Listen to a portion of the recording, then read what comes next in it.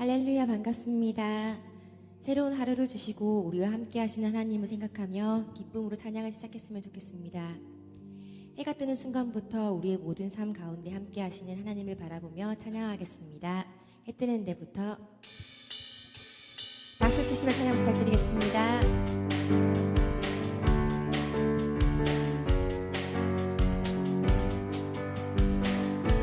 해 뜨는 데부터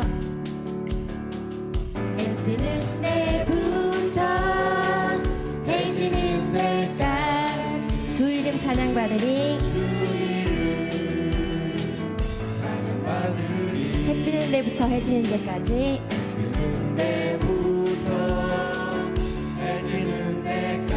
주 이름 찬양 받으리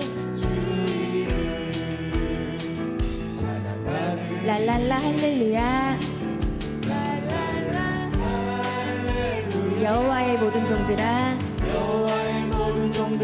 주 이름 찬양해 이제부터 영원까지 주 이름 찬송할지로다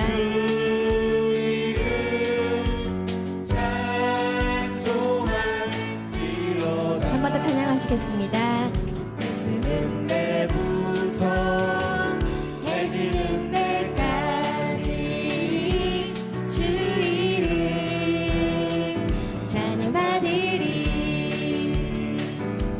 뜨는 데부터 해지는 데까지 주 이름 찬양 받으리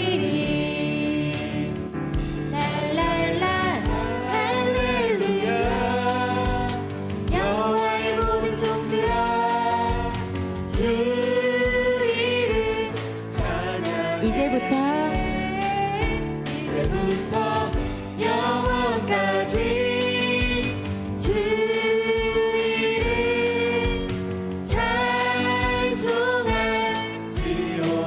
찬송할지로다 해 뜨는 데부터 해 지는 데까지 주 이름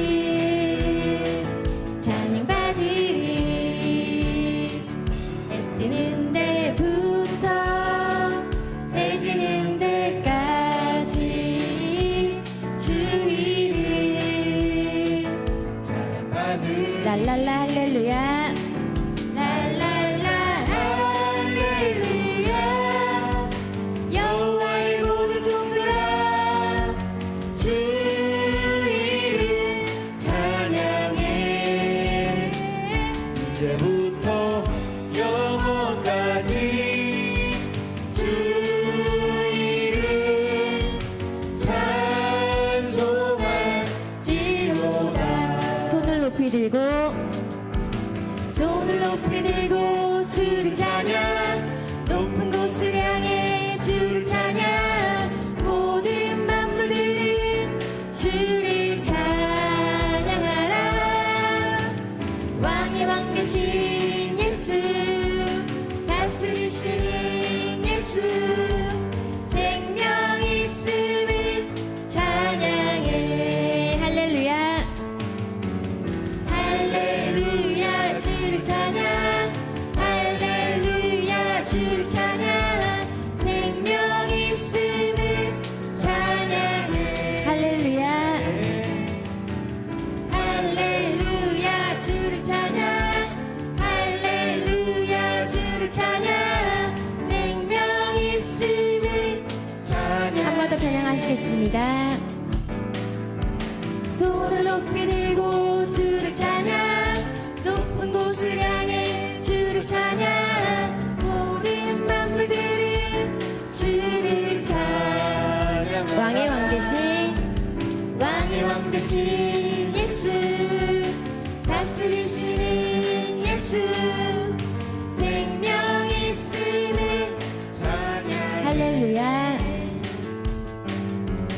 할렐루야 주를 찬양 할렐루야 주를 찬양 생명 있음을 찬양 할렐루야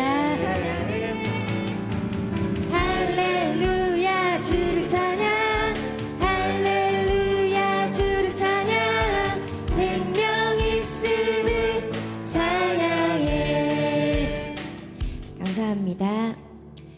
우리가 믿는 하나님은 우리의 생각과 우리의 한계를 넘어 일하시는 전능하신 하나님입니다. 우리에게 어려워 보이는 일도 하나님께는 불가능하지 않음을 믿으며 우리의 삶을 가장 선한 길로 이끌어 가시는 하나님을 바라봤으면 좋겠습니다. 전능하신 나의 주 하나님 찬양하겠습니다.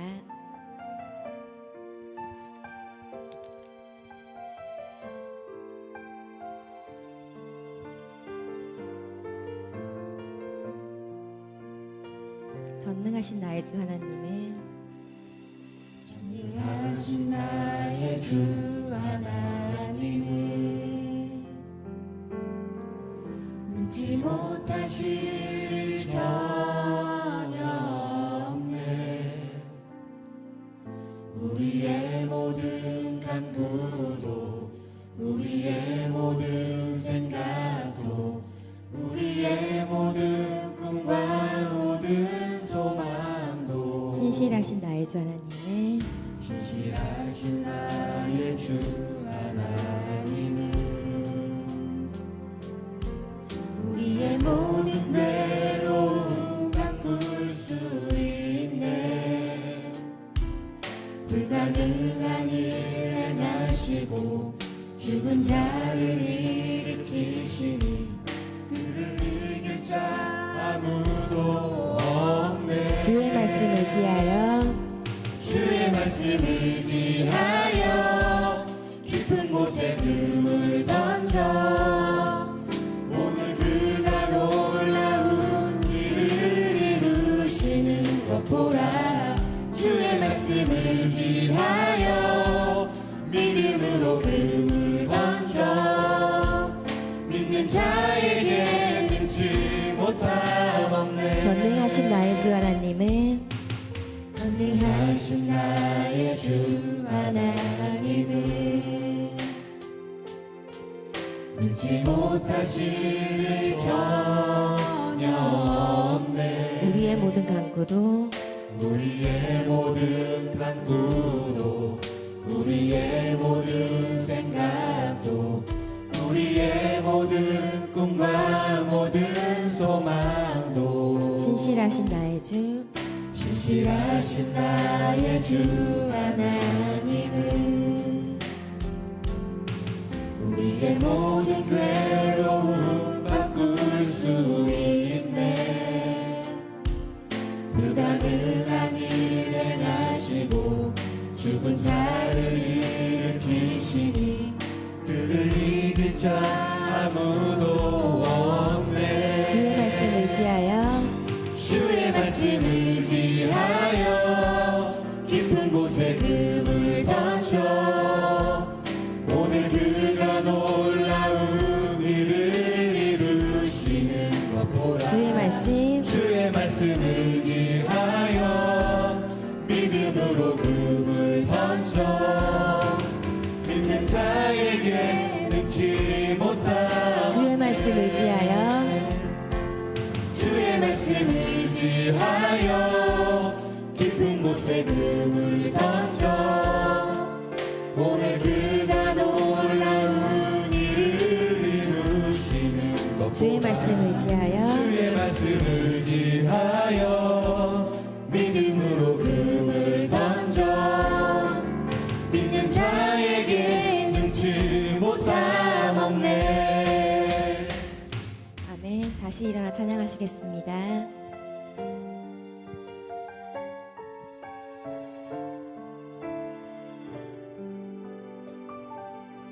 나는 내 마음에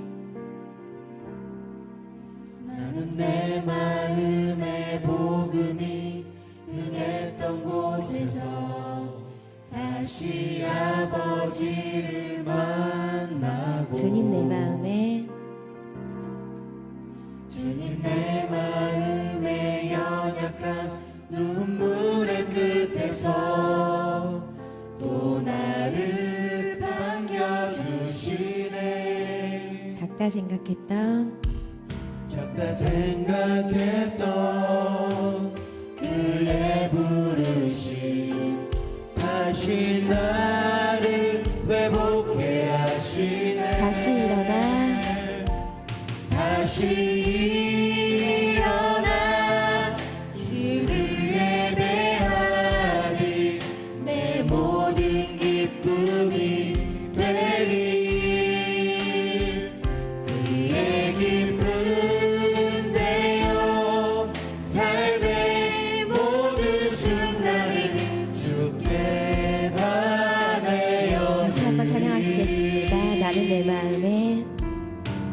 나는 내 마음의 복음이 응했던 곳에서 다시 아버지를 만나고 주님 내 마음의 연약한 눈물의 끝에서 또 나를 반겨주시 나는 내 마음에 나는 내 마음의 복음이 응했던 곳에서 다시 아버지를 만나고 주님 내 마음에 주님 내 마음의 연약한 눈물의 끝에서 또 나를 반겨주시네 작다 생각했던 작다 생각했던 그의 부르심 다시 나를 회복해 하시네 다시 일어나 다시 일어나 주를 예배하니 내 모든 기쁨이 되리 그의 기쁨 되어 삶의 모든 순간이 주께 다 되어 다시 일어나 다시 일어나 주를 예배하니 내 모든 기쁨이 되리 그의 기쁨 되어 주의 기쁨 되어 삶의 모든 순간이 주께 다 되어들 다시 일어나 다시 일어나 주를 예배하니 내 모든 기쁨이 되리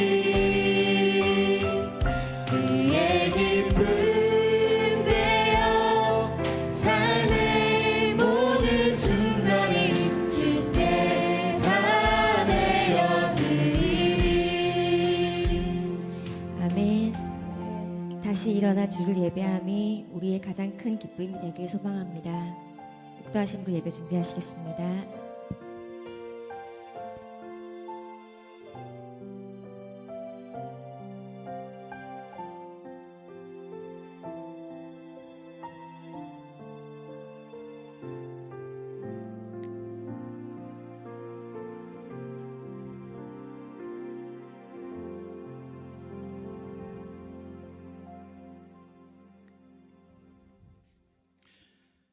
감사합니다. 이제 율동까지 하면서 이제 찬양을 하시네요. 점점 더 발전되고 있어서 감사하고요. 오늘 마지막 찬양 중에 방금 말씀하신 주를 예배함이 내 모든 기쁨이 된다는 이 고백이 만약에 우리의 고백이 정말 돼서 내가 주를 예배하는 것 자체, 지금 있는 요 자체가 우리의 삶에 큰 기쁨이 된다면 아마 우리 신앙에서 아마 가장 큰 힘이고 원동력이 되지 않을까 그런 생각을 갖습니다. 지금 이 시간 우리는 큰 기쁨의 순간에 와 있다는 것을 기억하시고 큰 기쁨의 순간인 이 예배함, 주를 예배함에 함께 나아가도록 하겠습니다. 다 같이 묵상으로 기도하심으로 8월 9일 주일 예배 하나님께 드리겠습니다.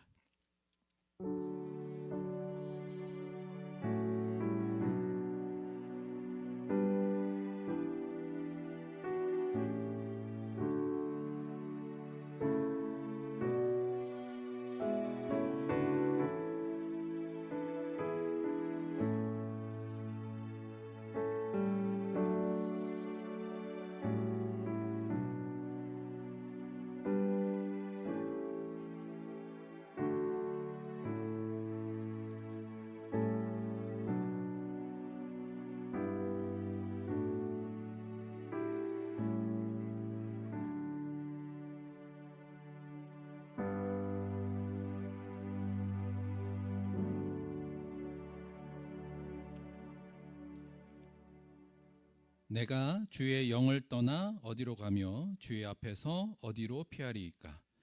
내가 하늘에 올라갈지라도 거기 계시며 수월에 내 자리를 펼지라도 거기 계시니이다.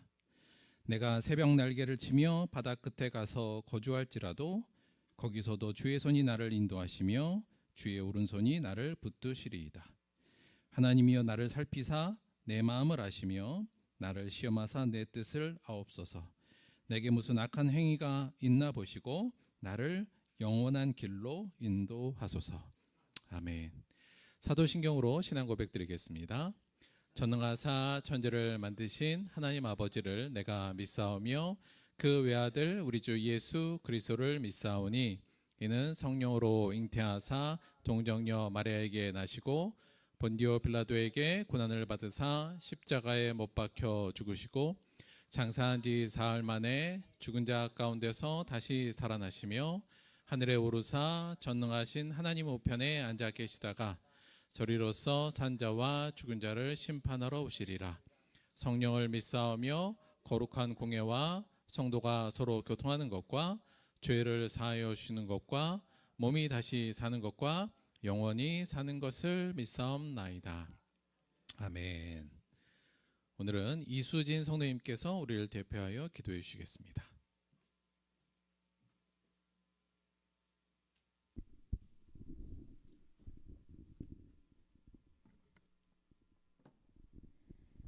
사랑의 아버지, 거룩한 주일 하나님 앞에 예배하게 하시니 감사합니다. 우리의 마음이 세상의 염려에 머물지 않게 하시고 하나님을 바라보는 믿음으로 채워주십시오. 지난주 디모데전서 말씀을 통해 우리에게 들려주신 음성을 깊이 새겨 어떤 상황에서도 믿음의 선한 싸움을 포기하지 않게 하시며 다시 오실 주님을 소망하며 끝까지 주님만 따르는 성도가 되게 하여 주십시오.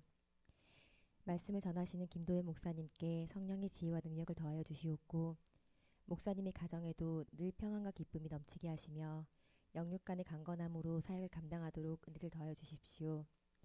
우리 교회 큰 어른들을 기억하여 주시고 날마다 넘치는 건강과 새 힘을 더하여 주시고 주님의 평안 가운데 살아가게 하여 주십시오. 중년과 청년의 세대에게는 가정과 일터에서 감당해야 할 모든 일에 지혜와 은혜를 더하여 주시고 지치고 흔들리는 순간에도 하나님을 신뢰하며 믿음으로 살아가게 하여 주십시오. 수능을 앞둔 고3 학생들에게는 지혜와 평안을 허락하여 주시고 노력한 시간들이 아름다운 교실로 이어지게 하시며 끝까지 건강하게 준비할 수 있도록 붙들어 주십시오. 우리의 다음 세대인 어린아이들은 하나님 안에서 바르게 자라나게 하시고 허락하신 꿈과 달란트를 발견하여 하나님 나라를 위해 귀하게 쓰임받는 믿음의 아이들로 세워주십시오. 우리 교회가 세대와 세대를 이어 믿음을 전하며 서로를 사랑하고 격려하는 교회가 되어 하나님께 영광 돌리게 하여 주십시오. 모든 말씀 예수님 이름으로 기도드렸습니다. 아멘.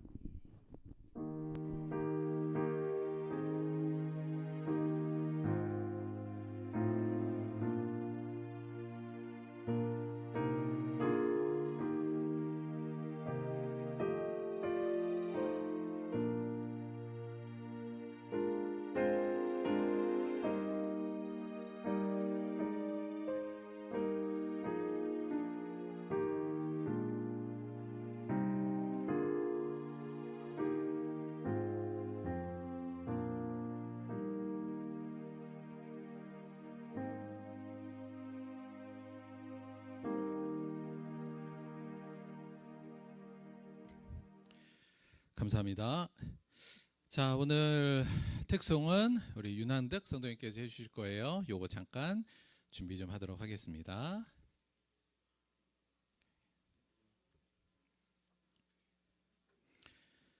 오늘 윤한득 성도님께서 요게벳의 노래 요 찬양 들려주시겠습니다.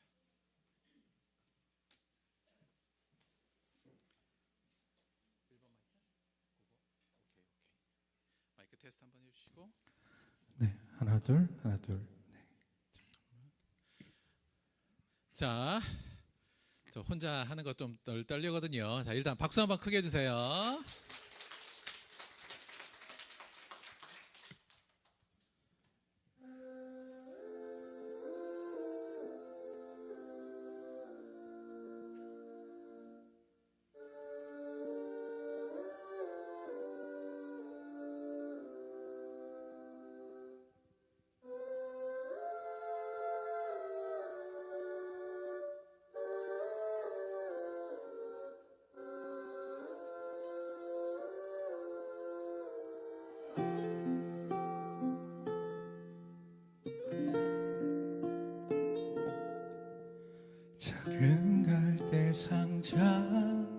물이 새지 않도록 역청과 나무 진을 칠하네. 어떤 마음이었을까 그의 두 눈엔 눈물이 흐르고 흘러 동그란 눈으로 앞발 보고 있는 아이와 눈을 맞추고 상자를 덮고 강가에 띄우며 간절히 기도했겠지.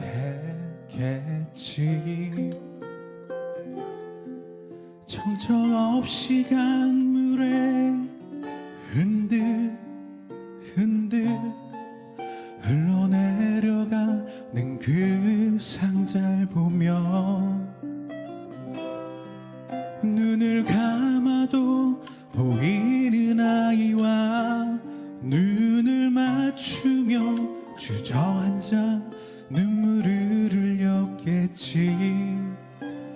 너의 삶의 참 주인 너의 참 부모이신 하나님 그 손에 너를 삶을 맡긴다. 너의 삶의 참 주인 너를 이끄시는 주 하나님 그 손에 너의 삶을 드린다.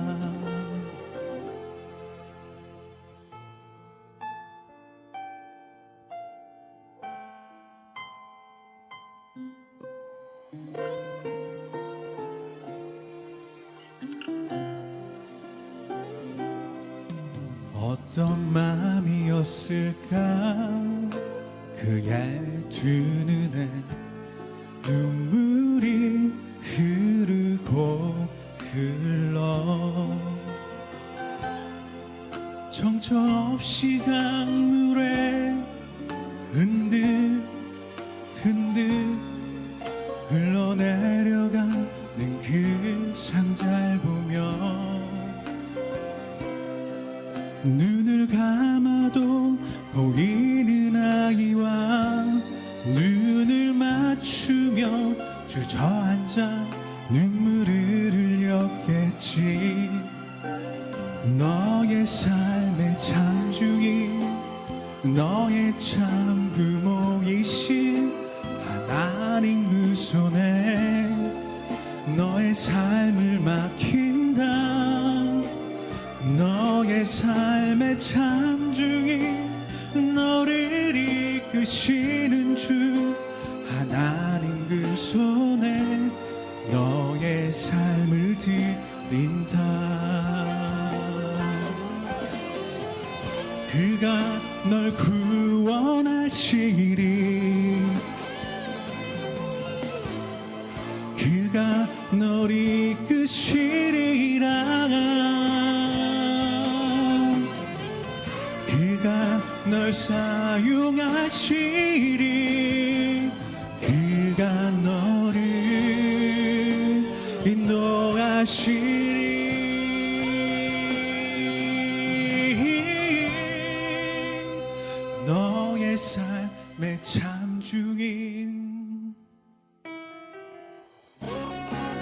너의 삶의 참 주인 너의 참 부모이신 하나님 그 손에 너의 삶을 맡긴다.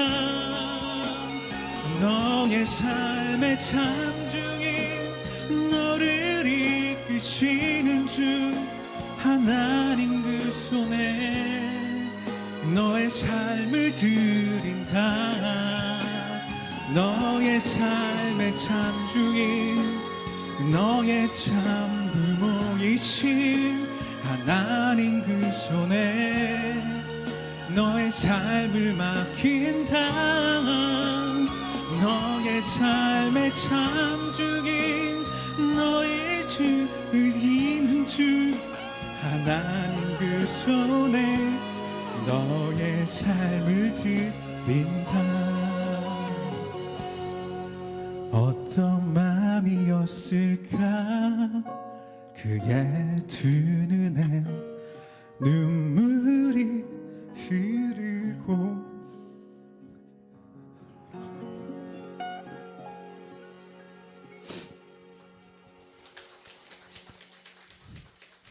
자, 차렷 경례 수고하셨습니다.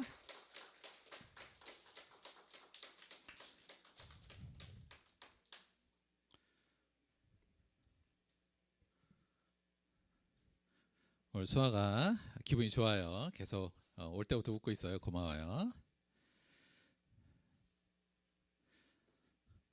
자, 오늘 본문 말씀 보도록 하겠습니다. 오늘 본문 말씀은 신약성경 요한계시록 18장 1절부터 8절까지의 말씀 보도록 하겠습니다. 신약성경 417페이지 요한계시록 18장 1절에서 8절까지의 말씀입니다.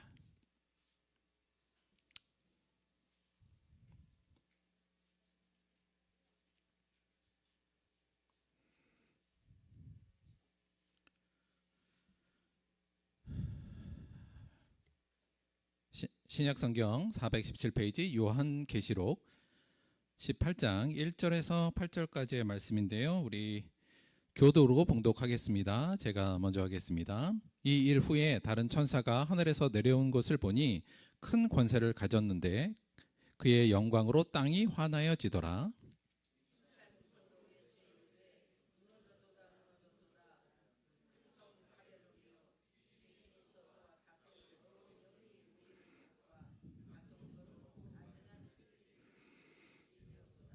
그 음행의 진노의 포도주로 말미암아 만국이 무너졌으며 또 땅의 왕들이 그와 더불어 음행하였으며 땅의 상인들도 그 사치의 세력으로 치부하였도다 하더라.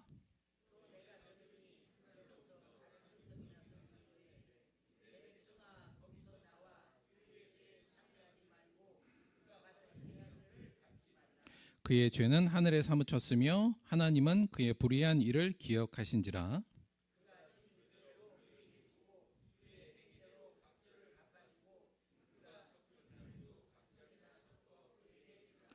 그가 얼마나 자기를 영화롭게 하였으며 사치하였든지 그만큼 고통과 애통함으로 갚아주라. 그가 마음에 말하기를 나는 여왕으로 앉은 자요 과부가 아니라 결단코 애통함을 당하지 아니하리라 하니 그러므로 하루 동안에 그 재앙들이 이르리니 곧 사망과 애통함과 흉년이라.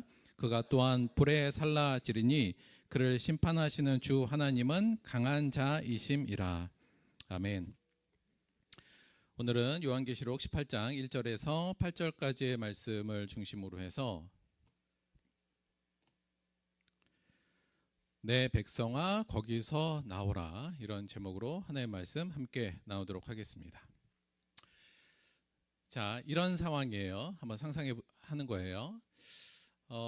새로운 사람을 만났습니다. 그래서 서로 통성명을 하고 서로 이제 알고 뭐 이렇게 돼 있는 상황이에요. 그런데 알고 봤더니 그 사람이 교회를 다닌 사람이고 예수를 믿는 사람이에요. 근데 보통 그러면 서로 이제 예수 믿으세요? 뭐 이렇게 되잖아요. 그러다가 꼭 이런 질문이 꼭 나오는 법이 있습니다. 뭐냐면 그러면 어떻게 그쪽에서 보통 어떤 질문을 하냐면 어느 교회 다니세요? 이렇게 물어봐요. 자, 그런 상황 충분히 있을 수 있죠. 여러분도 아마 몇 번 당해 보실 수도 있어요. 자, 그럴 때 여러분 어떻게 대답합니까? 1번 들법교회 다닙니다. 2번 그냥 작은 교회 개척교회 다니고 있습니다. 저 어떻게 대답하세요 보통? 보통 2번 하죠. 자, 보통 2번 합니다. 그리고는 또 근데 그럼 그렇게 물어볼 혹시 거기 목사님이 이러면 1번 김도현 목사님입니다. 2번 제가 알고 있는 그냥 친분이 있는 목사님 교회 다니고 있어요. 이렇게 얘기해요. 2번이죠. 맞아요? 맞을걸요? 아마 맞을걸요? 아니 우리 교회 이름이 있는데 왜 굳이 우리 교회 이름을 말을 못하고 제 이름이 있는데 굳이 제 이름은 말을 하지 않는 이유는 뭡니까? 왜 그래요? 아니 여러분 뭐라 그런 거 아니에요? 아니 2번을 하는 게 당연한데 왜 그러냐면 한마디로 말씀드리면 우리 교회하고 제가 무명하기 때문에 그렇습니다. 맞죠? 그러니까 만약에 우리 교회가 유명한 교회예요. 그래서 지역사회에서 유명한 교회고 아니면 전국적으로 유명한 교회에서 이름만 대면 아는 교회를 내가 다니고 있다면 어느 교회 다니세요? 그럼 바로 그 이름을 얘기합니다. 그렇죠? 저는 뭐 땡땡땡 교회 다녀요. 저는 뭐 땡땡 교회 다닙니다. 이렇게 얘기를 해요. 왜냐하면 그렇게 얘기하면 다 알아들으니까. 그러면 그 다음엔 목사님 얘기할 필요도 없습니다. 그렇죠? 무슨 목사님이 계신 곳이죠? 이제 그쪽에서 이렇게 물어보거든요. 그러면 네 그래요. 뭐 이렇게 나오는 거예요. 자, 근데 우리는 지금 그걸 못 하잖아요. 굳이 왜냐하면 그러니까 어느 교회 다니세요 했는데 1번 들벅교회 다닙니다. 그러면 네 이렇게 되잖아요. 그럼 이제 설명을 길게 해야 된단 말이에요. 이 교회가 뭐 등등 해서 그냥 작은 개척교회를 섬기고 있어요. 뭐 이런 거예요. 목사님 얘기해봐야 김도현 목사님을 할 때 못 알아들을 테니까 당연히. 그러니까 그냥 저하고 친분이 있는 교회 다닙니다. 이러면서 약간 뭐랄까 위축되죠. 위축은 안 되나? 약간 좀 뭔가 위축돼서 뭔가 좀 설명하고 싶어요. 그냥 제가 원래는 뭐 이랬는데 그래도 작은 교회 하신 분이 있어서 섬기러 다니고 있어요. 뭐 약간 이런 식으로 얘기를 하게 된단 말이죠.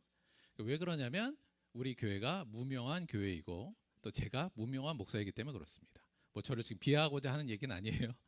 자, 그러니까 저도 이런 일을 많이 겪어요. 왜냐면 이제 예전에 이제 하여튼 한참 여기서 이제 교회를 하면서 이제 서울에 이제 예전에 알던 분 가끔 만나면 도현아 너 요즘 교회 어디서 해? 경기도 시흥에서 교회 하고 있어요. 그러면 시흥 이래. 서울 사람 중에 시흥을 모르는 사람들이 꽤 있더라고요. 그 시흥하면 마치 저 어디 경기도 화성 밑에 어디 있는 뭐 약간 이런 생각을 갖나 봐요. 멀리서 하는구나 그래요. 생각보다 그렇게 먼지 않은데. 그러니까 이게 시흥이라는 게 어딘지도 모르니까. 그리고 뭐 이래요. 그러니까 사실은 근데 시흥 안에 있어도 시흥 사람 중에서도 어디 사세요? 그러면 시흥시 방산동에 삽니다. 방산동이 어디지 이래요. 시흥 사람들도. 그럼 또 설명을 해야 돼요. 저기 은행동에서 백옥 가는 길에 이렇게 가다 보면 그냥 시흥 구석에 있어요. 이렇게 얘기한단 말이에요. 왜요? 이 장소가 유명하지 않은 장소이기 때문에 그렇습니다. 한마디로 말하면 왜 우리가 그렇게 얘기를 못하냐? 그냥 2번으로만 계속 여러분이 대답하느냐? 당당하게 왜 우리 교회 이름을 얘기하지 않느냐? 뭐 이상한 게 아니라 유명하지 않기 때문에 그렇습니다. 상대가 못 알아듣는데 굳이 이름을 말할 이유가 없기 때문이죠. 자, 그러면 제 기분은 좀 나쁠까요? 아니 왜 우리 교인이 우리 교회 이름을 말 못해? 기분 나쁘지 않습니다. 왜냐하면 뭐 다 아는 사실이니까. 그런데 그러면 우리 교회가 유명해지려면 어떻게 하면 될까요, 여러분? 어떻게 하면 유명해질까요? 사람이 이름만 들어도 알 수 있게. 뭐 사실 방법은 좀 몇 가지가 있는데 첫째는 교회 사이가 일단 커져야 되는 방법이 하나 있고요. 그래서 도시 뭐 중심부에 이런 데 딱 있어야 일단 유명해지고 크고 중심부에 있어야 유명해지기도 하고요. 아니면 제가 좀 유명해져야 돼요. 그래서 뭐 제가 책을 하나 쓰고 그 책이 잘 팔리고 혹은 그래서 뭐 TV에도 나가고 아니면 지역 교회 막 행사 이런 데 그래서 막 불려가고 뭐 이래서 제가 유명세가 생기면 교회 이름도 저도 가끔 유명한 사람이 될 수는 있겠죠. 그러나 그렇게 할 생각은 조금도 없습니다. 자, 여기서 한번 요 생각을 좀 해보고 싶어요. 뭐냐면 대체 유명하다란 건 뭘까요, 여러분? 유명하다. 첫째 그냥 기본적으로 우리가 상식적으로 이게 이름이 널리 알려져 있다, 유명하다는 거죠. 두 번째는 결국 유명하다는 건 지역과 사회 혹은 내가 속해 있는 그 업계에서 영향력이 있다는 것을 의미합니다. 그리고 그 영향력 때문에 3번 관심과 인기가 있고요. 따라서 그 영향력을 통해서 사실 돈과 권력이 자연스럽게 따라오는 게 사실은 유명함입니다. 그리고 그 유명함은 자신의 존재의 가치를 인정받고 있다는 일종의 증명서이기도 해요. 뭐 약간 부정적으로 얘기하면 무시당하지는 않는 무언가가 생겼다는 얘기가 됩니다. 그래서 사실 유명하다는 건 많은 사람들이 좋아하는 거고 따라가고 싶어하는 거고 되고 싶어하는 그 무엇입니다. 아마 요 정도 정리하면 될 수 있을 것 같아요. 유명하다는 오늘날 성공과 복의 동의어로 인식되고 있으며, 그래서 유명하다는 거 성공했다는 거고 꼭 다른 의미로 말하면 그냥 복이라는 것과 동의어로 생각되고 있고, 그래서 많은 이들의 삶의 목표이자 꿈으로 자리 잡고 있습니다. 사실 그래서 내 이름이 아주 특별하게 유명하지 않는다면 다른 유명함으로 사실은 좀 덧붙이려고 하게 되죠. 그래서 유명한 집에 살려고 해요. 그러니까 그렇죠. 뭐 어디 사세요? 뭐 할 때 그냥 이름만 대면 아는 아파트에, 지역도 될 필요 없이 이름만 대면 아는 아파트에 산다고 얘기하고 싶고, 또 어디 다니세요? 이러면 이름만 들어도 전 국민이 아는 회사나 직업을 갖고 싶어 하고, 아울러서 이름만 대면 아는 사람과 내가 친분이 있다는 것을 이야기하고 싶어 하고, 그냥 보기만 해도 사람들이 다 아는 물건들을 소유하고 싶어 합니다. 유명함 때문에 그렇죠. 그래서 사실 이게 좀 편해요. 이런 게 있으면 설명할 필요가 없이 그냥 이름만 대면 사람들이 다 알고 인정해주고 나를 존중해주니, 사실 우리가 그래서 유명하고 싶어 하고 유명을 쫓아 살며 사람들이 유명하고 싶은 욕망들로 오늘날 살아가고 있는 건 맞는 것 같습니다. 그리고 실제로 유명하다는 건 현실 세계에서도 힘이 있고 또 능력이 있으며 내 삶을 풍족하게 만들어주는 그 어떠한 영향력을 분명히 갖고 있는 것은 사실입니다. 그러면 유명해지면 되잖아요. 혹은 유명해야만 하는 거죠. 만약에 그것이 온전히 옳다면. 그런데 한 번만 더 생각해 보죠. 과연 유명하다는 건 여러분 좋은 걸까요? 이게 유명해 본 적이 없으니까 잘 모를 수도 있는데, 여러분 정말 유명해지면 좋을까요? 어떠세요? 좋을 것 같아요? 우리 아이들도 사실은 그래서 요즘 대부분의 아이들이 꿈이 뭐예요? 이제 아이돌 되는 거잖아요. 근본적인 건 돈이나 이런 것보다 유명해지기 때문에 사실은 그런 거거든요. 유명한 건 정말 좋은 걸까요? 여러분 자식들이 정말 이 우리나라에서 유명해지면 그 아이들은 행복할까요? 어떨까요? 일단 유명한 게 마냥 좋지는 않은 것 같습니다. 왜냐하면 일단 유명하다는 게 되게 일시적이에요. 한번 유명해졌다고 계속 유명해진 게 아니라, 그 유명이라는 게 한번 유명했다가 금세 사그라드는 어떤 그러한 성질이 좀 있고요.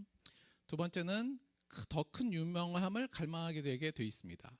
다시 말하면 요즘 그런 거 있잖아요. 유튜브에서 내가 10만 명의 구독자가 있는 사람이다. 좋죠. 10만 명 좋다가 그 다음은 100만 명을 바라보고 1000만 명을 바라보게 돼 있습니다. 그러니까 10만 명 됐다. 내가 유명세가 어느 정도 있는 게 기분은 좋지만 그 유명세가 나를 계속적으로 만족시켜주지는 않아요. 더 크게 유명해져야만 그때 비로소 조금씩 만족도가 올라가는 거잖아요. 그래서 이게 일시적이기도 하고 끊임없이 더 큰 유명함을 갈망하기 때문에 사실 끊임없이 우리가 유명함을 위해서 달려가야만 하는 좀 더 피곤한 일이 생기는 것도 사실입니다.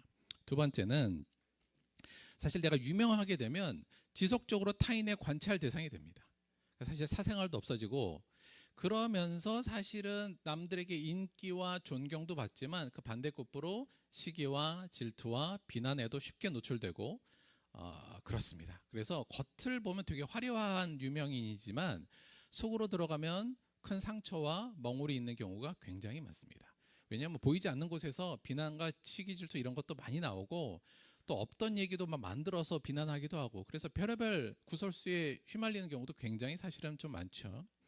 그리고 세 번째, 과연 유명한 게 마냥 좋은 건가?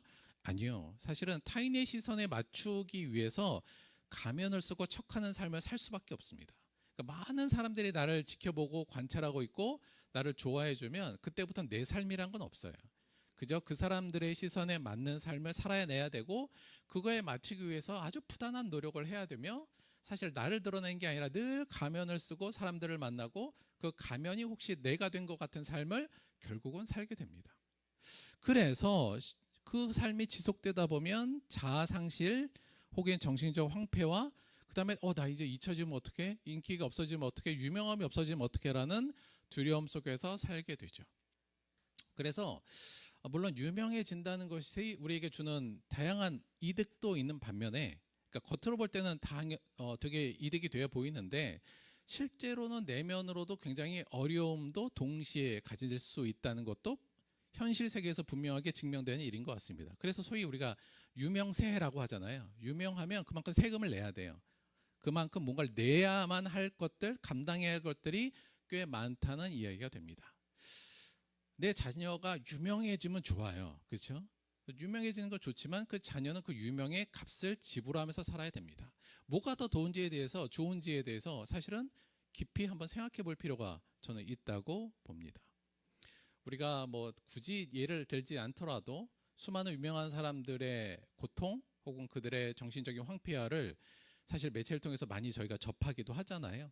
근데 보통 그런 것들은 보통 수면 아래에 있고 보통 그들의 화려한 면들만 우리한테 보이기 때문에 그런 유명을 저희들도 탐하기도 하고 소망하기도 하지만 현실적으로 그 무게를 달아보면 이게 정말 가야 될 좋은 길인가 아닌가도 사실은 뭐 좀 그러니까 재기가 쉽지는 않다는 말씀을 다시 한번 드립니다. 그렇게 좋은 것만 있지는 않다는 겁니다.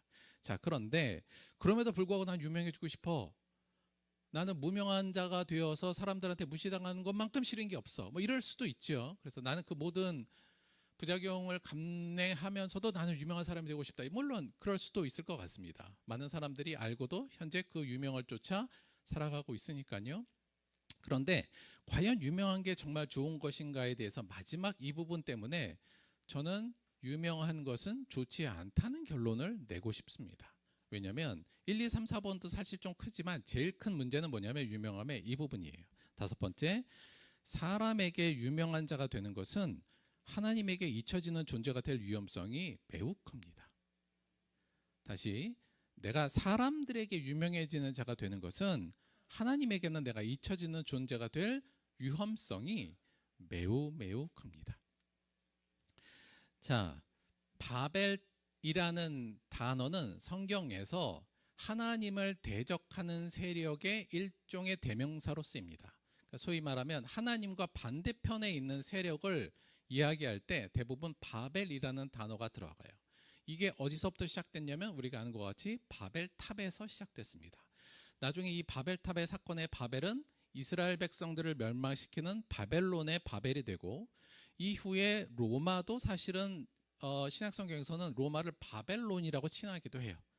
자, 그러니까 바벨이라는 게 성경 전체에서 하나님을 적대시하는 세력의 대명사로 쓰이는데 그 시초가 우리가 알다시피 바벨탑에서 시작됩니다. 바벨탑 이야기가 이렇게 돼요. 1절, 온 땅의 언어가 하나여 말이 하나였더라. 이에 그들이, 여기 그들이 누굴까요?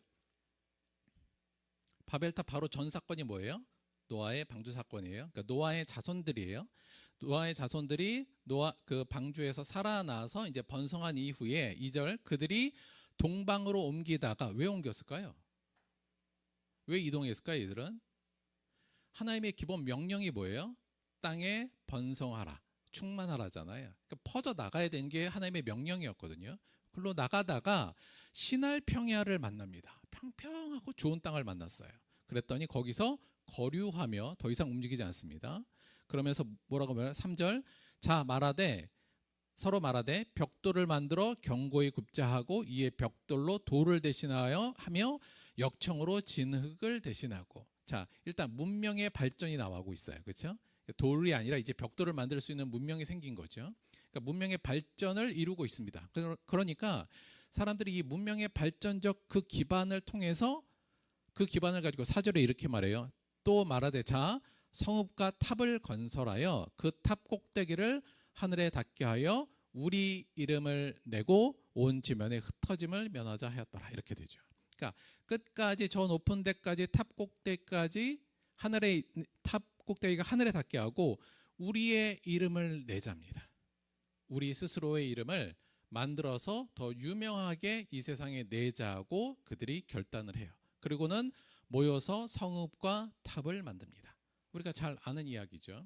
하나님께서는 결국 그 내용을 못마땅하게 하시죠. 오늘 말씀에 의하면 사람들은 자기가 하늘 끝까지 닿게 벽돌을 만들겠다고 하지만 몇 미터나 올라갔겠어요? 우스운 얘기죠. 그랬더니 여호와께서 5절, 사람들이 건설하는 그 성읍과 탑을 보려고 친히 내려오십니다. 그러니까 이게 이 본문에서는 그들이 아무리 성을 높게 한다 할지라도 하늘에서는 안 보여요. 보려면 하나님이 이제 내려온 겁니다. 그랬더니 애들이 웃기고 있네, 이제 이렇게 된 거예요.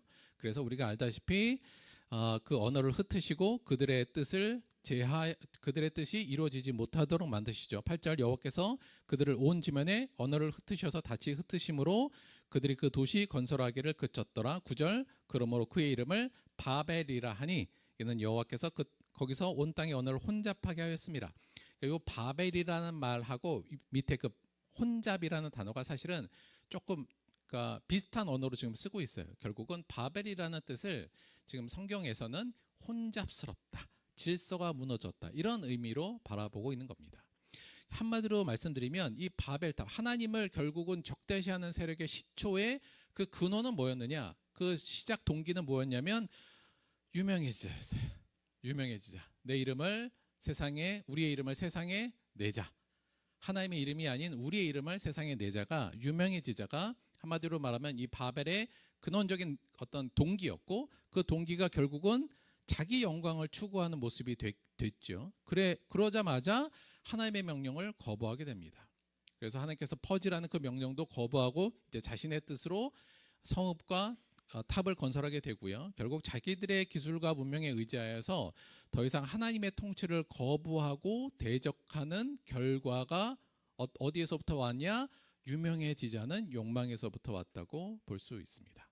자, 그런데 이 바벨은 아까 말씀드린 것 같이 하나님께서 흩었지만 결국은 모든 문명사에 그리고 성경의 역사 속에서 끊임없이 되살아나서 사람들은 끊임없이 자기의 유명함을 만들려고 노력했고 그것으로 하나님과 대적하는 모습으로 끊임없이 진화하고 발전합니다. 그래서 사실은 이 바벨이라는 그 원형의 중심이 뭐였냐면 유명해지자였어요. 그리고 그 유명해지자는 욕구는 하나님의 명령을 거부하고 하나님의 영광을 가로채어 자기의 영광을 만들려는 실질적인 우상 숭배의 모습으로 발전하게 된 겁니다. 그래서 그러한 내용이 쭉 계속 이어져요. 그리고 맨 마지막에 결국 성경의 맨 마지막 요한계시록에서 다시 한번 이 바벨이 등장합니다. 자, 그게 오늘 저희가 읽은 본문 말씀의 내용이에요. 자, 오늘 본문 말씀의 배경을 잠깐 설명을 드리면 오늘 요한계시록 18장이에요. 근데 요한계시록은 알다시피 우리가 마지막 날에 대한 예언의 말씀이잖아요. 그러니까 마지막 심판에 대한 예언의 말씀인데 그 마지막 심판에 대한 예언의 말씀의 18장은 그 심판의 최절정 부분을 이야기하고 있습니다. 근데 여기서 하나님께 심판당하는 이 세력들의 이름이 뭘로 나왔냐면 큰 성 바벨론이라고 나와요, 성경에. 그러니까 큰 성 바벨론에 대한 심판의 내용이 18장의 내용입니다. 17, 18장 둘 다 이제 그 부분인데 18장이 그거에 대한 내용이에요. 자, 여기서의 바벨론도 실제로 물론 요거를 굳이 역사적으로 보자면 당시 이제 로마 제국을 의미한다고 볼 수 있습니다만 성경적으로 보자면 하나님을 적대시했던 모든 세력들을 통칭하는 의미의 하나의 세력을 뜻하는 것으로 상징적으로 지금 부르고 있는 건데 그냥 바벨도 아니고 큰 성 바벨론이죠. 자, 그거에 대해서 심판하는 내용인데 오늘 첫 절에 이렇게 시작되죠. 이 일 후에 다른 천사가 하늘에서 내려오는 것을 보니 천사가 하늘에서 쭉 내려와요. 내려온 것을 보니 큰 권세를 가졌는데 그의 영광으로 땅이 환해지더라. 이러면서 천사가 쭉 내려옵니다. 그러고 나서 이 큰 성 바벨론에 대해서 어떻게 이야기하는지 그거에 대한 심판의 내용을 처음 이야기하기 시작해요. 자, 그 부분을 한번 보겠습니다. 그 내용이 이제 2절부터예요. 힘찬 음성으로 외쳐 이르되 무너졌도다 무너졌도다 큰 성 바벨론이여 귀신의 처소와 각종 더러운 영이 모이는 것과 각종 더럽고 가증한 새들이 모이는 곳이 되었도다. 이 큰 성 바벨론은 어떤 곳이냐면 귀신의 처소고요. 각종 더러운 영이 모이는 곳이며 각종 더럽고 가증한 새들이 모이는 곳이 되었도다. 이렇게 한마디로 선포해버립니다. 이게 바벨론이라는 게 그런 모습, 완전 사탄의 굴이 되었다고 얘기하죠. 그러면서 그들이 뭘 잘못했는지에 대한 이야기와 함께 이렇게 얘기를 해요. 3절 그 음행의 진노의 포도주로 말미암아.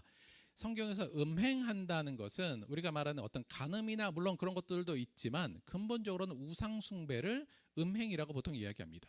그러니까 우상 숭배를 주는 진노의 포도주를 사람들이 마시고 만국이 무너졌으며 또 땅의 왕들도 그와 더불어 우상 숭배했고 땅의 상인들도 그 사치의 세력으로 치부하였다. 불을 막 쌓는 데만 신경 쓰고 임금들도 음행했다. 자기 우상 숭배를 했다는 얘기예요. 그래서 이 큰 바벨론에 대해서 이 천사가 와서 뭐라고 심판하냐면 너희들은 한마디로 말하면 더러운 영이 모이는 귀신의 초소인데 너희들이 결국 우상 숭배로 망하게 되었다. 이제 이 얘기를 하는 겁니다. 자, 그러면서 이 심판의 내용을 하고 나서 한 번 더 이야기가 진행돼요. 4절 내가 또 들으니 하늘로부터 다른 음성이 나서 이르되 이렇게 되죠. 다른 음성이 나와서 이번에는 그곳에 있었던 백성들, 하나님의 백성들에게 이야기합니다. 뭐라 그러냐면 내 백성아 거기서 나와라.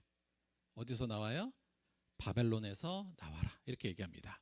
그의 죄에 참여하지 말고 그가 받을 재앙을 받지 말라. 이렇게 이야기합니다. 5절 그의 죄는 하늘에 사무쳤으며 하나님은 그의 불의한 일을 기억하신지라. 6절 그가 준 그대로 그에게 주고 그의 행위대로 갑절을 갚아주고 그가 섞은 잔에도 갑절이나 섞어 그에게 주라. 이렇게 돼요. 자, 그리고 나서 대체 이 바벨론이 뭘 잘못한 건가? 그들이 우상 숭배한 내용이 무엇인가? 그들이 왜 이런 무너져야 되며 왜 하나님의 백성은 그 무너질 만한 바벨론에서 나와야 되는가? 그 이유에 대해서 7절이 간명하게 이야기해 줍니다. 뭐라 그래요?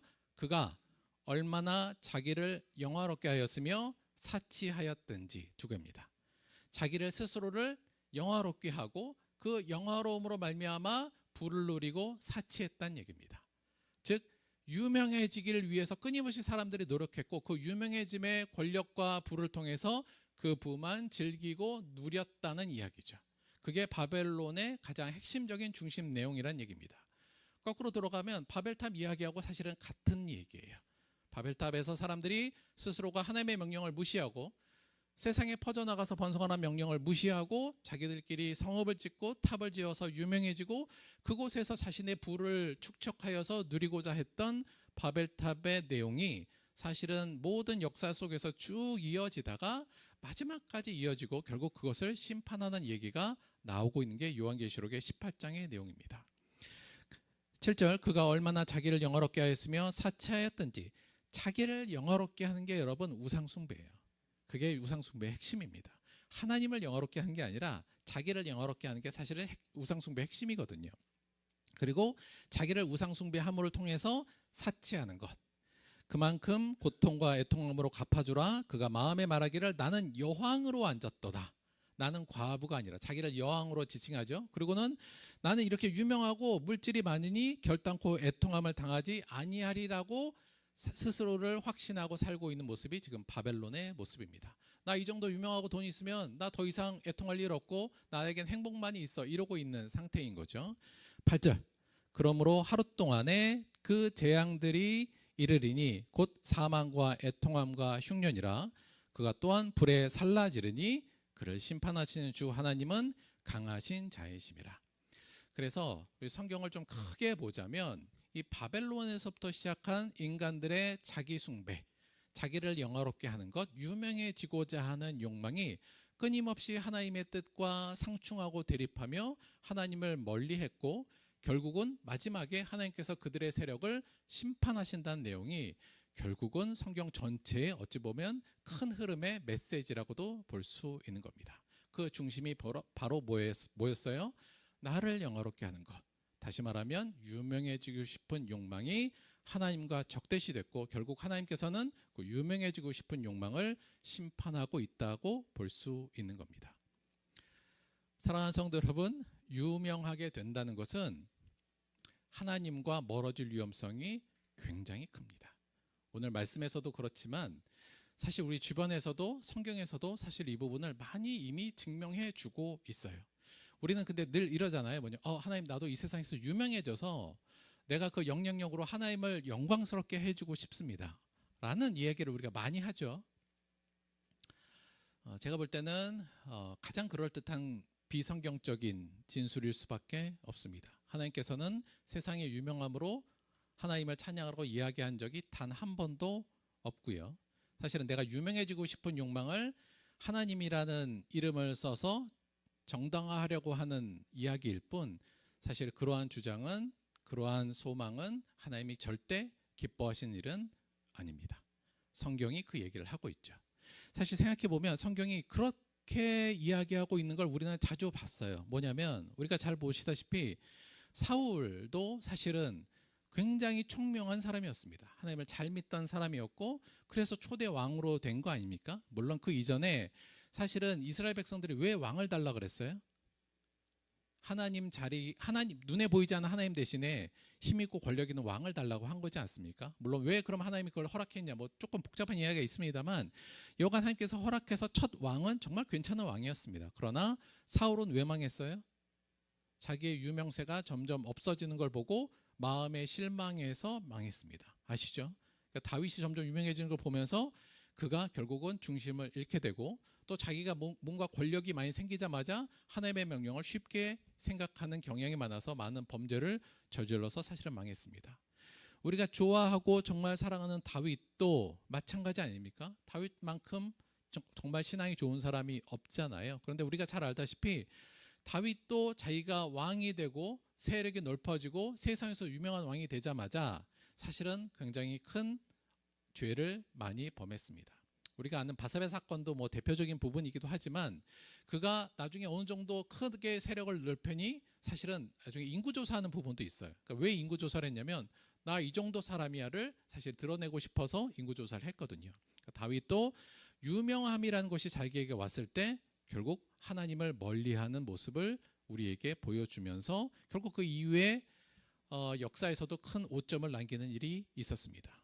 잘 아는 솔로몬도 마찬가지 아닙니까, 여러분? 솔로몬은 우리가 알다시피 최고의 지혜의 왕이요 하나님께 기쁨을 받았지만, 그가 세상의 지혜의 왕으로서 널리 알려지고 이방 세계에도 유명한 사람이 되자 우리가 알다시피 그 다음에 그냥 우상 숭배뿐만 아니라 재물과 여자를 탐하는 왕으로 변질되었던 것을 성경은 우리에게 제시해주고 있습니다.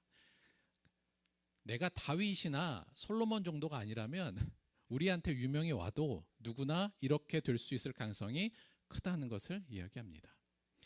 저는 여기에 덧붙여서, 이것도 제가 정말 좀 가슴 아픈 얘기입니다만, 사실 오늘날 교회도 사실 이것 때문에 무너지고 있는 게 아닌가, 저는 그런 생각을 갖습니다. 이게 저도 사실 이 중심에 있었고, 저도 뭐 이런 걸 꿈꾸고 뭐 그랬던 적이 있는지라 뭐 따로 이렇게 뭐 비판할 입장도 아닙니다만, 사실 오늘날 교회도 마찬가지지 않나 싶습니다. 교회들이 다들 유명해지고 싶어요. 그리고 목사님들도 되게 유명한 목사가 되고 싶어 하지 않습니까? 그래서 더 교회를 키워서 유명함을 만들려고 하고, 목사님들도 뭐 우리나라를 이끌어갈 뭐 10대 목사 뭐 이런 데 선정되고 이러면 막 좋아하고, 교회에서도 뭐 이렇게 막 뭐 축하 예배 드리고 좋은 책을 써서 베스트셀러 돼서 유명한 사람이 되고자 하고, 제가 볼 때는 물론 많은 어려움도 있고 뭐 다른 문제도 있겠습니다만, 목회자뿐만 아니라 성도들도 유명함의 병에 걸려갖고 사실은 오늘날 한국 교회가 많이 힘을 잃고 있지 않나, 저는 개인적으로도 그렇게 생각하고 있습니다. 유명함이 나한테 들어왔을 때 그것을 잘 이겨내고 올바른 하나님의 백성으로 살아남기가 만만치 않습니다. 나는 할 수 있을 것 같은데 뭐 다윗도 못했고 솔로몬도 못해서 우리도 못한다고 보는 게 맞지요. 그래서 저는 이 부분에 있어서 다시 말하면 유명하게 된다는 것이 무엇인지를 우리가 다시 한번 꼭 생각해 봤으면 좋겠습니다. 예수님의 마지막 시험 내용도 여러분이 기억하실 거예요. 사탄이 예수님을 마지막으로 시험할 때 뭘 갖고 시험했죠? 유명함으로 시험합니다.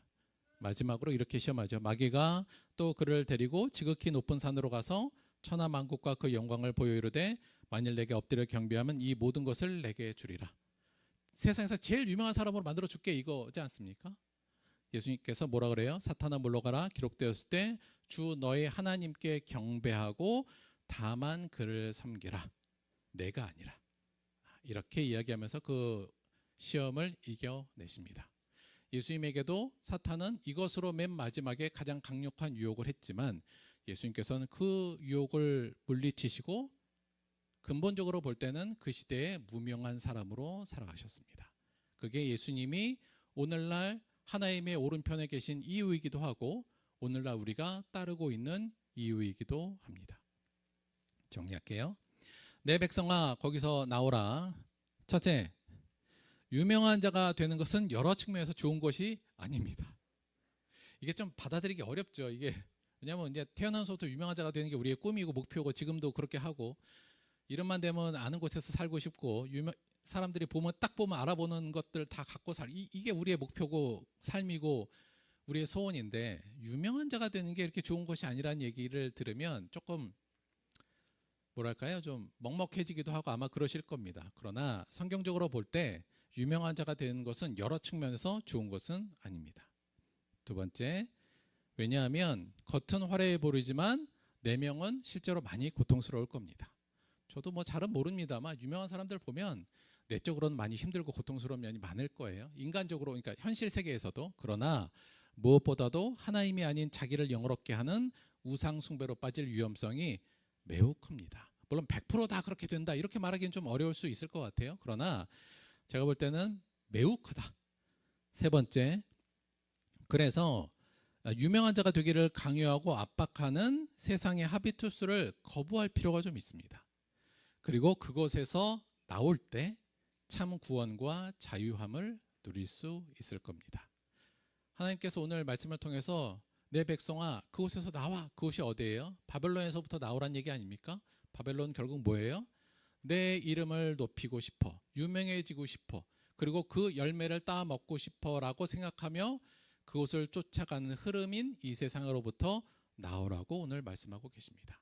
우리는 그 정점에 올라올 때 내가 자유할 수 있을 거라고 생각해요. 내가 가장 높고 정말 유명해지면 그때 진짜 행복하고 난 자유로울 거라고 생각하지만 결코 그렇지 않을 겁니다. 그곳에서 나올 때 참된 구원과 자유함을 누릴 수 있을 겁니다.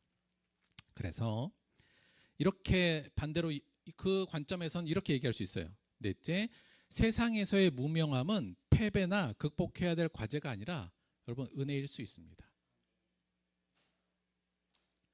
나는 왜 이렇게 무명해? 나는 아는 사람도 없고 나는 너무 무명해. 나는 이걸 꼭 극복할 거야. 그리고 나는 그래서 패배자인가 봐가 아니라 내가 만약에 그냥 평범하다면 여러분 그건 은혜입니다. 그걸 은혜로 받을 수 있으면 정말 은혜가 돼요. 왜 그럴까요? 왜냐하면 하나님에게 유명한 자가 되기 좋은 환경입니다. 그게 평범한 게. 쉽진 않죠. 쉽게 받아들이진 아마 않으실 가능성이 높습니다만 나는 요즘 너무 평범한데 그냥 은혜라고 생각하시면 됩니다. 그냥 은혜라고 생각하세요. 왜냐하면 그 평범함이 우리가 하나님을 놓치지 않는 중요한 환경을 우리에게 제공하고 있기 때문에 그렇습니다. 물론 무명한 자체가 그게 정말 뭐 좋은 거야? 뭐 그렇게 볼 수는 없죠. 그러나 그 무명함을 근간으로 해서 내가 하나님을 놓치지 않는다면, 하나님을 영화롭게 하고자 하는 나의 인생의 목표가 흔들리지 않는다면, 유명세 때문에 내가 그것을 놓치고 이상한 데로 갈 위험성이 적은 환경으로 이게 나를 만들어준다면 그건 은혜일 수밖에 없습니다. 결과적으로. 따라서 평범한 거에 대해서 기쁘게 생각하시고 은혜롭게 생각하시는 거, 성경이 우리에게 제시하는 중요한 메시지라고 볼 수 있습니다. 사랑하는 들복교회 성도 여러분, 너무 유명하고 되고 싶어자 하는 욕망은 그래서 좀 자유롭게 됩시다. 그거 그렇게 사실 좋은 거 아니고요. 신앙적으로 보면 매우 유명한 겁니다. 그래서 나의 무명함에 자존심 상하지 마시고 그것을 즐기고 감사할 수 있는 여러분과 제가 되기를 바랍니다. 저는 그래서 사실은 우리 들복교회를 하면서 제 기본적인 모토인데 이렇게 하고 싶어요. 저는 우리 들복교회는 거룩한 무명교회가 되고 싶습니다. 유명해지고 싶지 않아요. 무명한 교회 좋습니다. 그러나 거룩해지고 싶습니다. 그러나 무명하다는 게 여러분 실력이 없다는 건 아니에요. 그러나 실력 있는 교회가 되자. 다른 식으로 얘기하면 저는 우리 성도들이 거룩한 무명인이 되었으면 좋겠습니다. 세상에서는. 그러나 실력 있는 자가 돼야죠.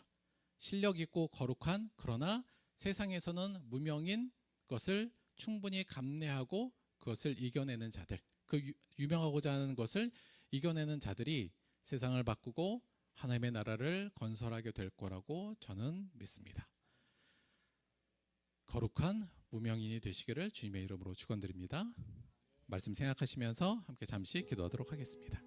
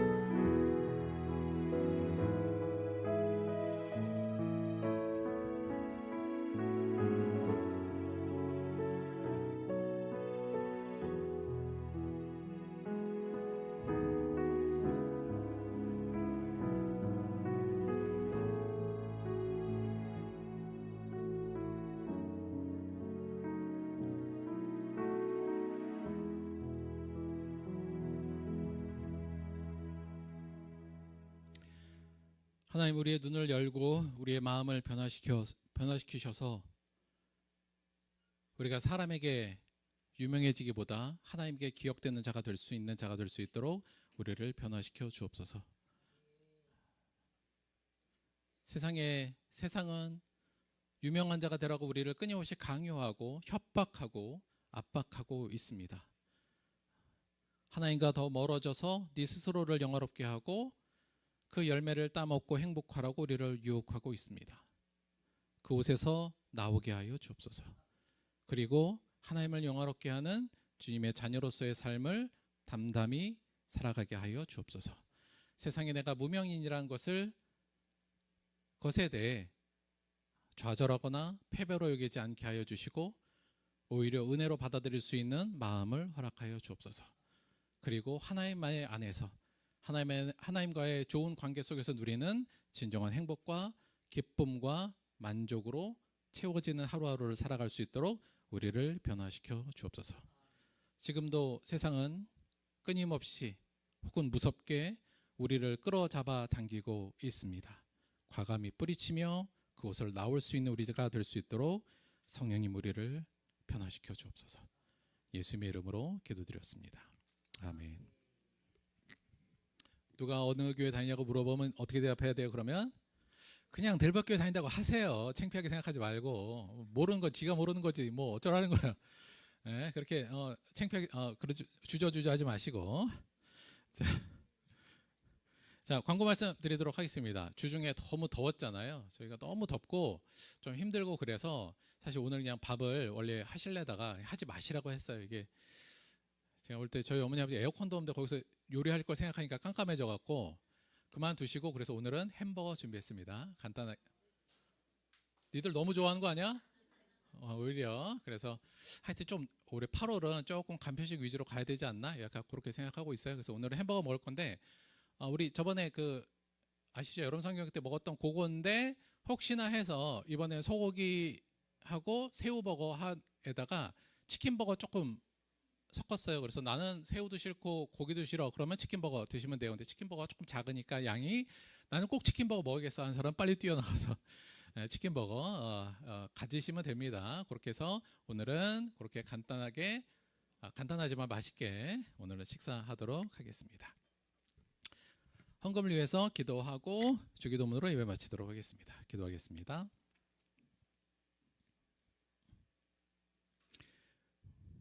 하나님, 세상이 우리를 모른다 할지라도 하나님이 우리를 아는 것에 대해 기뻐하는 자가 될 수 있도록 인도하여 주옵소서. 제발 날 좀 알아줘 이러고 세상 속으로 들어가지 아니하고 세상이 나를 모르는 것에 흔들리지 않으며 하나님의 말씀과 하나님을 영화롭게 하는 삶 속에 내 삶의 방향을 맞추는 자가 될 수 있도록 인도하여 주옵소서.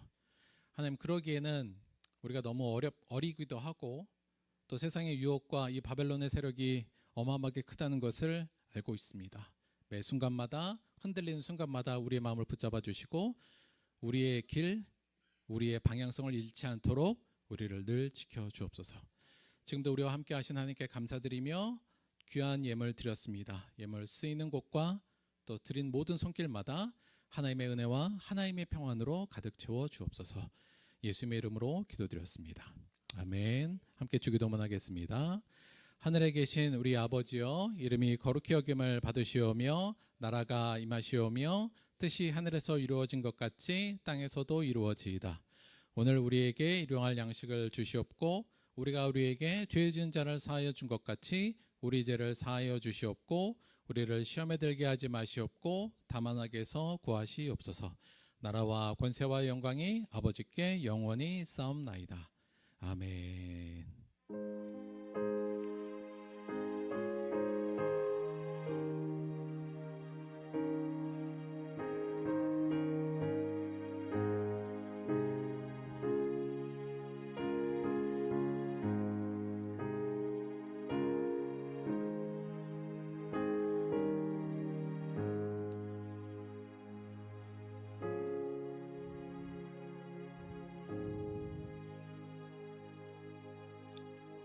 하나님께 감사의 박수 드리겠습니다. 수고하셨습니다.